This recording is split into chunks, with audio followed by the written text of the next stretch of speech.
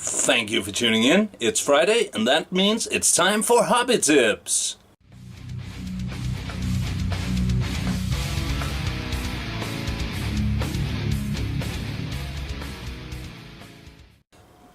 Last week we made a simple, easy and fast army base that I usually refer to my armies of the Imperium base, because I use it for a multitude of different factions. And the key thing about that is it's fast and it's easy to go back to without having to remember too many steps. Some of the same is true for the base we're looking at today. It is my Nurgle base that I came up with when I realized that painting Nurgle were not specifically a fantasy or sci-fi thing. Actually, the first Nurgle miniatures I painted were a Frostgrave warband for my wife, and she wanted a Nurgle theme, so that's what I made. And after that I expanded into some Nurgle demons, and obviously I want those to be usable in both fantasy and sci-fi setting, and now I'm building a Death Guard army for my wife. So loads and loads of different themes for Nurgle. I also want to get into Age of Sigmar at some point and make a Nurgle army for me, though my wife will probably steal it, and then I'll have to come up with another Age of Sigmar army for me. That's okay.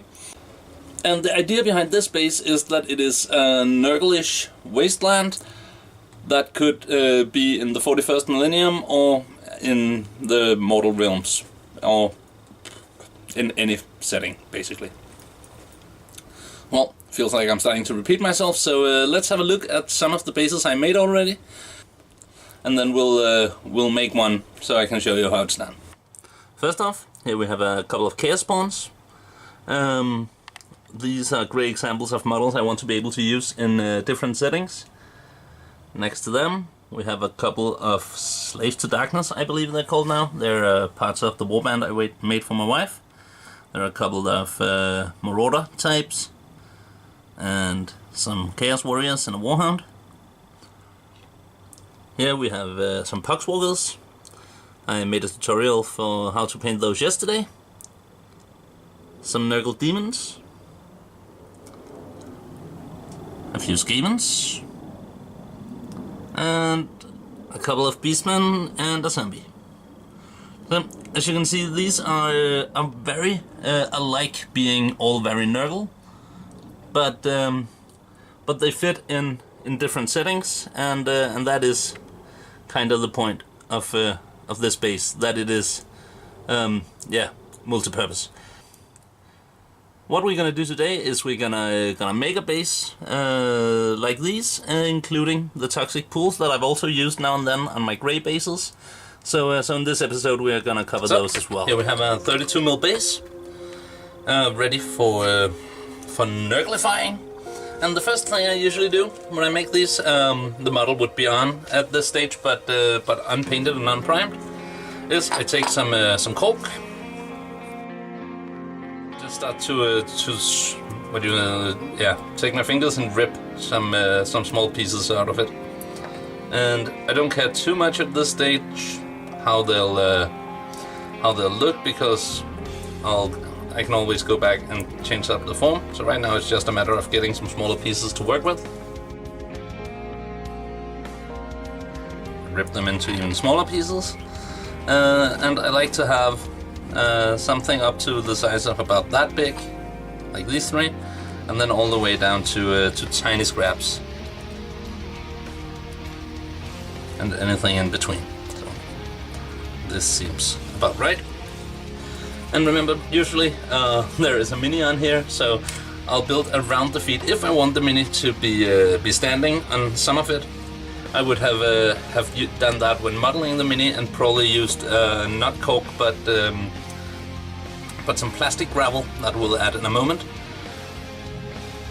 But yeah, for starters, just get some Superglue out in a couple of areas, like that, making a little smiley head. That was unintentional. Then place, let's say, big one here, put a little smaller one in under it. like this. Should be plenty. And then, as mentioned, I take some plastic. An old sprue is perfect for this. Some clippers. And then I simply start to cut off a piece of sprue, like that.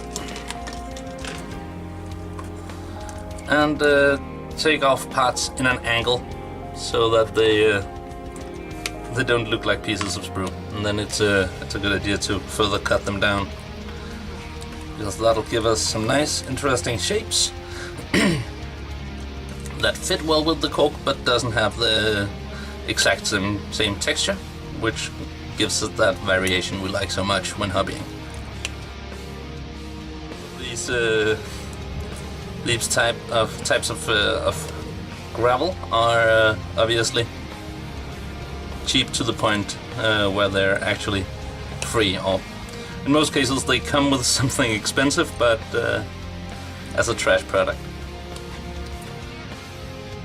I'm trying to get some different sizes, and then what I do is I take some plastic glue. For instance, I could add some here. And here, and out here. And I realize that the superglue is not dry yet, but that is a good thing, because I might want to move the cork a bit sometimes. I continue on top of this one, plastic glue still, because the plastic cement or plastic glue has the nice effect of melting the plastic ever so slightly, which means it can get a proper grip even if it's a weird angle. I build further up. Obviously a bit much. If there were a big miniature on here, it wouldn't fit, but these days I feel often they provide rather big bases with rather small miniatures, and that can look quite boring if you don't add some variation in height to that. So now I'll let this glue completely dry before we go on, because I don't want it to move around anymore, and I want it to stay where it is when I do the next thing, which is to add some sand. Now, grab a palette, some white glue, a beat up brush, get some water on it. This water has been used to paint brown, so it's a bit miscolored, but that doesn't matter. Mix it up to basically till it have a paint consistency, and start to paint it out. I try to work it as close to the rubble as possible, and then a bit up here and there, so that the larger rocks will seem slightly lowered into the mass of smaller rocks. As many people have mentioned, hobby sand is far too large grained to actually be sand. It would be more like a stony desert, which is perfect for this kind of base. Like that.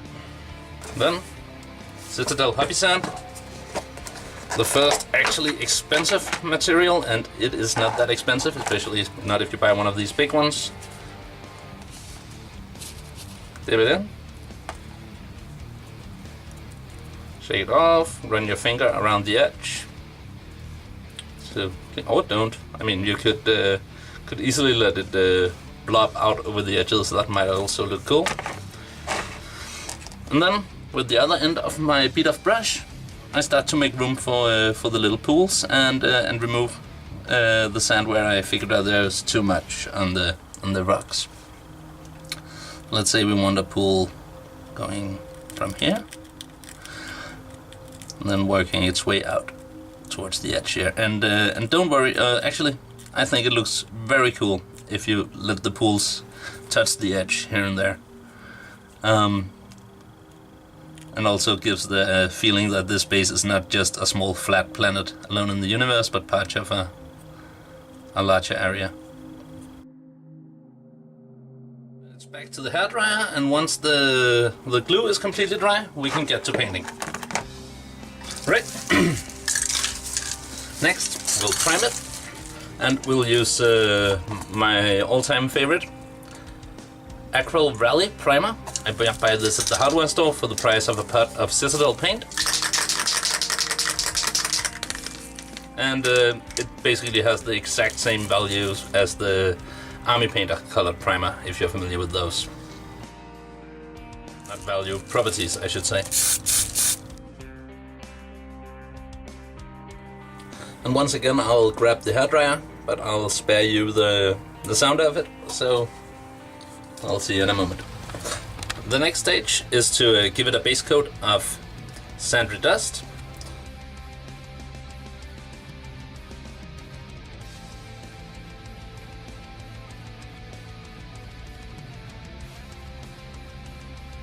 Remember, usually there's a miniature on the base when I do this, so all the dry times to come would be spent painting other parts of the mini, and then when I get to the color example, if there were sandry dust somewhere on the model, I would paint that. I'll paint the base when I got to that. If not, I would just paint it before I got to washing. A single, rather thick coat to cover it all. I didn't thin it down whatsoever, just used it straight out of the pot. Now, whoop, there, a wash of Acrylex Earthshade, and that'll just be for all over and in the thicker layer than I would usually use. It is okay if it's pooling in the recesses. It actually gives better contrast on the base.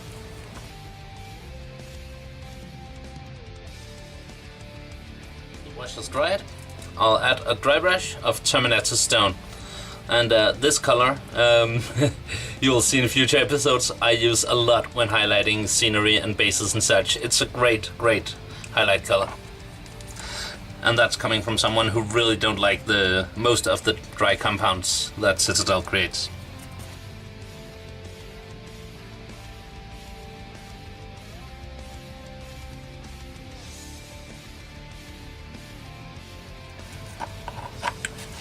Like that. Then I take some Caliban Green, and this is for the toxic pools as a base coat.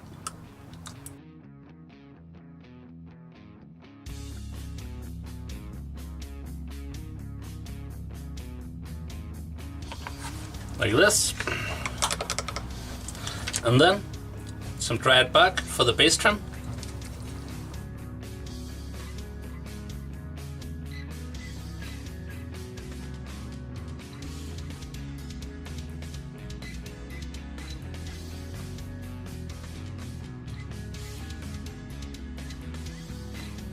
Like that. And then some Nuggles rod.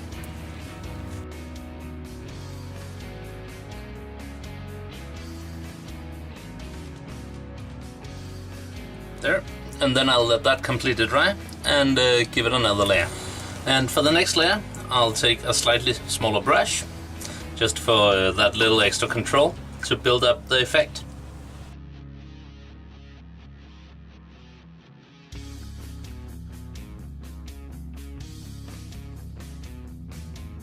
Now we'll let this dry, and it's hard to tell at this point, but sometimes a third coat of Nuggles rod is necessary, but most times it's not.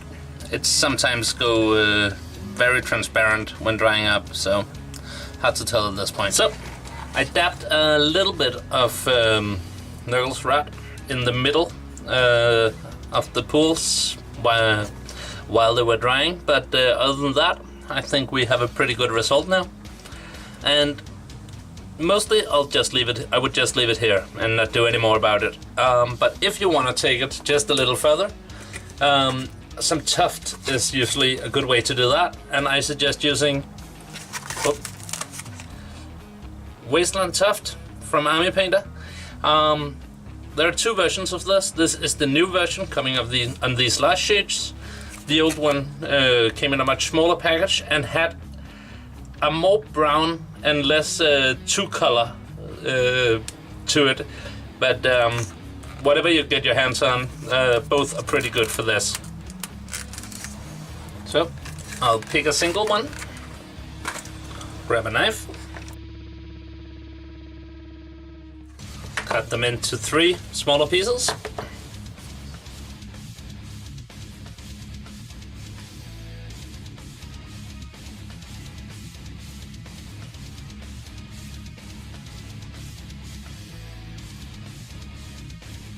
And with that, we're done. And here we have it. I think this is a really nice way to get a base that looks unlike the most classic bases you see people get when speed painting. And if you just build up the base slowly while painting the miniatures, so that you skip the dry time, it is no hurdle at all. A very important thing, of course, is if you are going to use varnish on your miniature, don't add the Nurgle's Rot till you've done the vanishing, because you want it to maintain its shiny properties.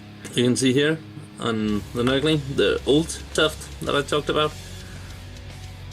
Also over here, it's one color and it's just brown, while the newer ones change color from a dark brown into something that looks like the winter Tuft we used in last episode. Both of them, I think, is really good for fitting this kind of base. And yeah, not much more to say. This is a really cheap way to get a base that looks like, once again, a lot went into it, and it also looks really good if you want to add some skulls to this, or some other scenic elements. You can easily do that, and I think once we have a few more episodes of this show out there, you'll be able to combine the different techniques to make your own scenic bases. So yeah, that's it for this episode. Tune back next week for another army basing video. On a final note, I have a Patreon account now, so if you want to support this channel and help to maintain and improve it, jump over there. There's a link below, and any amount of money is very much appreciated. Everything helps to get more paints on the table and more minis in the videos. 100% of the money will be used to maintain and improve the channel, so you don't have to worry about that. Anyhow, I hope you have a good weekend, everyone out there, and take care, and bye bye.